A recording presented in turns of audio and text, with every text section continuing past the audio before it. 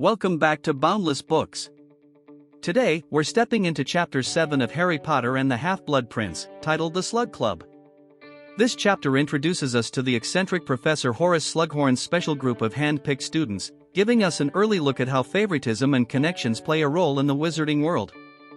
It's a chapter filled with humor, awkwardness, and important character interactions, setting the tone for the new school year. The chapter begins aboard the Hogwarts Express. Students are buzzing with excitement about the return to Hogwarts and curious about the newly appointed potions master, Professor Slughorn.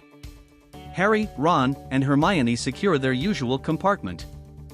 Ginny joins them for a while, though she later goes off to sit with her friends, Dean Thomas, and others. Soon, word spreads about Slughorn's peculiar interest in students with famous family connections or special talents. Slughorn is well known for cultivating relationships with promising young witches and wizards who might rise to power or fame. This practice is quickly dubbed the Slug Club. Harry, naturally, is invited because of his fame and accomplishments. Hermione is also invited for her intelligence, and Neville surprisingly gets a spot thanks to his family's heritage. The invitation comes in the form of a lunch gathering aboard the train. Harry reluctantly attends, sitting alongside students like Blaise Zabini, a Slytherin boy who catches Harry's attention for his aloof, snide demeanor. Slughorn entertains the group with anecdotes and light flattery, clearly delighted to surround himself with students he believes may prove useful or influential one day. Harry feels awkward at being paraded as a sort of trophy guest but also recognizes that Slughorn's motives are not entirely malicious. He simply thrives on social connections. Neville's inclusion in the group is particularly touching, as he rarely receives recognition at Hogwarts. Slughorn praises his knowledge of herbology, something that leaves Neville beaming. Hermione, as usual, answers questions eagerly, earning Slughorn's admiration for her cleverness and hard work.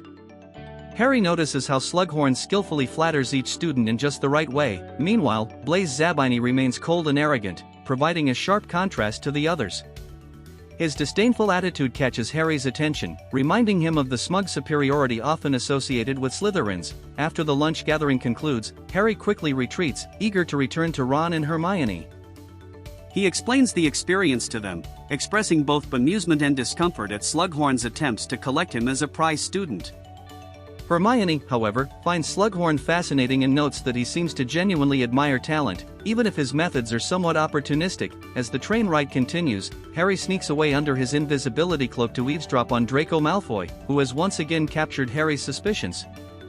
Inside a compartment, Harry overhears Draco bragging to his fellow Slytherins, boasting about secret plans and connections to Voldemort. He implies that he is now trusted with important tasks. Harry is convinced Draco has become a Death Eater. Unfortunately, the spying mission ends poorly. Draco, ever sharp and suspicious, senses something amiss. With a sudden move, he casts a spell that immobilizes Harry and stomps on his nose, breaking it. Harry is left crumpled and helpless under his cloak until Tonks, now serving as a Hogwarts guard, finds him and heals his injuries. She helps him board the carriages to the castle. The chapter closes with Harry more certain than ever that Draco Malfoy is working for Voldemort, though his friends remain unconvinced. This sets the stage for one of the central tensions of the book, Harry's determination to prove Malfoy's allegiance to the Death Eaters. Key moments in the chapter include Slughorn's invitation-only lunch aboard the train, showcasing his habit of collecting talented or well-connected students. Neville receiving rare recognition for his herbology skills. Hermione impressing Slughorn with her intelligence. Blaise Zabini's arrogance and introduction as a new character of note. Harry's discomfort at being used as Slughorn's trophy student.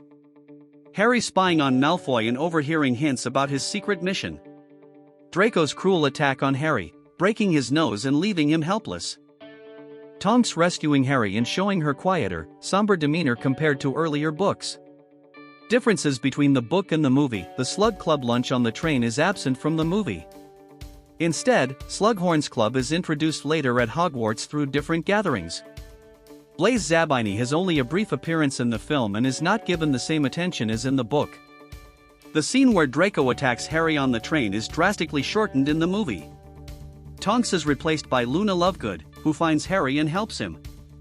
The book provides much more context for Slughorn's character and his fascination with talented students. Chapter 7, The Slug Club, is both humorous and tense. balancing Slughorn's lighthearted eccentricities with the darker subplot of Malfoy's secret activities. It underscores the theme of connections, whether social or sinister, and highlights the growing divide between ordinary school life and the looming war that wraps up Chapter 7, the Slug Club. Which part of this chapter stood out to you most, the oddity of Slughorn's club, or Harry's tense encounter with Malfoy? Let us know in the comments below, and don't forget to like, subscribe, and join us next time for Chapter 8.